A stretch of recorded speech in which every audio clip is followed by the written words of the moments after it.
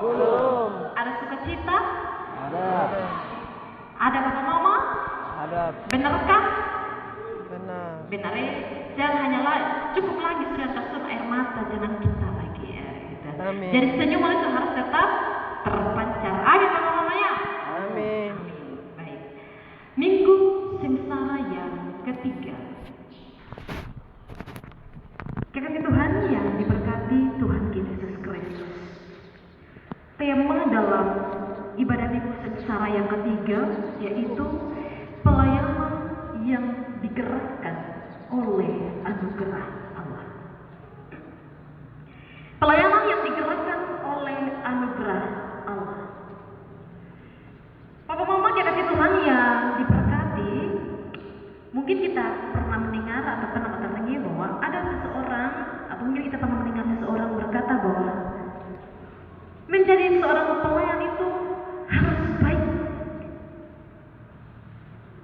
Kalau bila perlu sempurna. Mungkin bapak mama ya, mungkin kita pernah mendengar seseorang ya yang berada di sekitar kita atau bahkan di tempat-tempat yang lain bahwa jadi pelayan Tuhan harus baik dan kalau bila perlu harus sempurna, begitu ya. Yang artinya bahwa pernyataan itu membuktikan bahwa ada standar moral dan spiritual yang lebih dari seorang pelayan dibandingkan jemaat biasa. Sedangkan kalau kita berbicara persoalan menjaga kekudusan hidup, menjaga kesucian hidup, bahkan menjaga seluruh keutuhan hidup, bukan hanya menuntut pada seorang hamba Tuhan. Artinya tidak hidup dalam pembelaan atau namanya, tapi bahwa semua orang Kristen wajib untuk hidup kudus di dalam Kristus. Wajib untuk mempertahankan seluruh kekudusan dan kesucian hidupnya. Wajib untuk mempertahankan seluruh keutuhan hidupnya. Jadi artinya kuno ke Bapak Pendeta, Vikaris, Majelis hak dapat pertahankan gini kekudusan hidup, baru kita tidak. Artinya berbicara persoalan kekudusan dan kesucian hidup itu semua harus dipertahankan oleh kita masing-masing pribadi. Papa mama kekasih Tuhan yang diberkati oleh Tuhan kita Yesus Kristus. Teks bacaan firman Tuhan saat ini merupakan bagian surat Rasul Paulus yang di dalamnya mempertegas tentang integritas yang harus dimiliki sebagai seorang anak Tuhan. Dan tidak lupa juga Paulus mengingatkan supaya jemaat di Korintus dapat memaknai anugerah keselamatan dari Allah.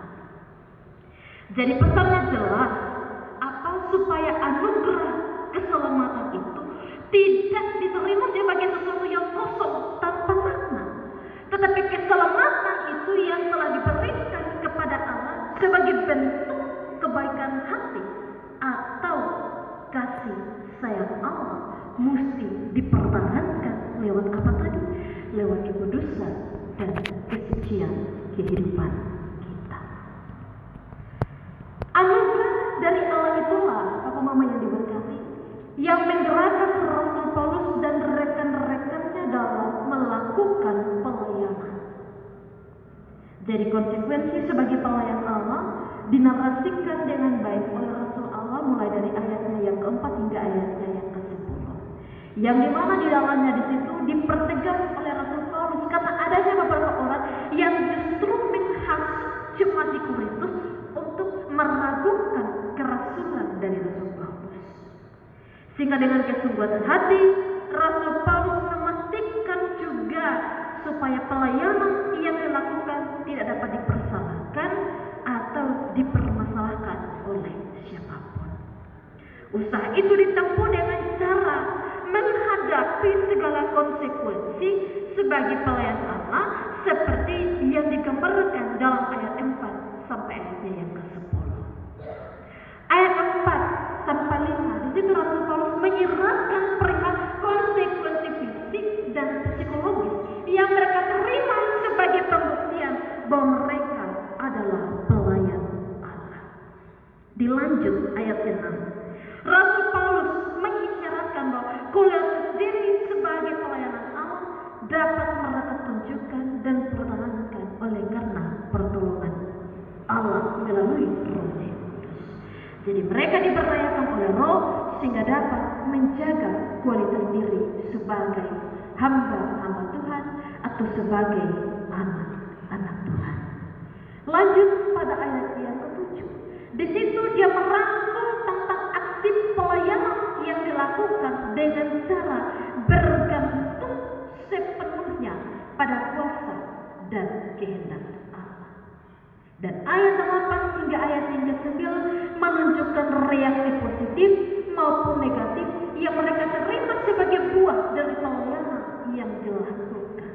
Dan selanjutnya Rasul Paulus juga mengungkapkan tentang reputasi dan cara pandang orang-orang yang menerima pelayanan mereka. Dan ayat ke-10 mengisyaratkan narasi mengenai kepenuhan yang mereka nikmati sebagai pelayan Allah, meskipun cenderung kontras dengan apa yang tampak dalam pandangan akademis. Papa Mama kekasih Tuhan yang diberkati oleh Tuhan Yesus Kristus. Sehingga dengan demikian Rasul Paulus sedang menetapkan standar sekaligus memberikan gambaran tentang hal-hal yang dapat dilakukan dan diterima oleh orang-orang yang memberi diri untuk melayani Tuhan. Semua hal itu dapat diterima dan dilakukan oleh Rasul Paulus supaya apa? Pelayanan tersebut dapat menjadi media untuk meneruskan anugerah keselamatan daripada Allah itu sendiri. Jadi berdasarkan gambaran Rasul Paulus, Bapak Mama saudara-saudariku yang diberkati, tentang konsekuensi sebagai anak-anak Allah, maka hal ini dapat kita jadikan sebagai acuan untuk membangun refleksi melalui 3 poin berikut. Pertama, mari kita belajar untuk menjadi umat kepunyaan Tuhan atau belajar menjadi anak-anak Tuhan yang menghayati anugerah keselamatan dari Allah itu sendiri. Jadi pesan Rasul Paulus kepada jemaat di Korintus tentang penerimaan dan pemaknaan anugerah Allah merupakan satu dasar yang baik untuk melayani Tuhan. Pemberitaan anugerah keselamatan dari Allah, dia tidak akan mendarat dengan baik dalam hati dan kehidupan orang lain kalau umpama kata tidak didahului pemaknaan yang baik dan benar tentang anugerah itu. Jadi anugerah keselamatan yang Tuhan sudah anugerahkan, ya, itu adalah bentuk kasih dan cinta Allah.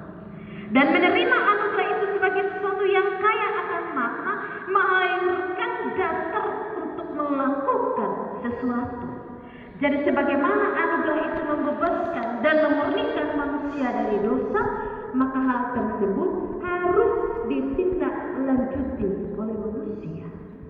Kita sebagai penerima anugerah, sebagai penerima berkat, sebagai penerima penurut Allah yang berulang-ulang ini, wajib untuk menjaga kualitas diri kita, wajib untuk mempertahankan kekudusan dan kesucian hidup kita, agar tetap hidup dalam pertobatan dan terus belajar memurnikan hati dengan cara memperbaharui hidup agar sesuai dengan kehendak Allah dan bukan kehendak kita manusia. Dan hal ini dapat menjadi bukti bahwa kita sedang memaknai anugerah keselamatan yang telah kita terima. Kita sangat dikasihi oleh Allah, sehingga Allah berinisiatif mengerjakan penebusan melalui Yesus Kristus. Melalui Yesus Kristus, ya, penebusan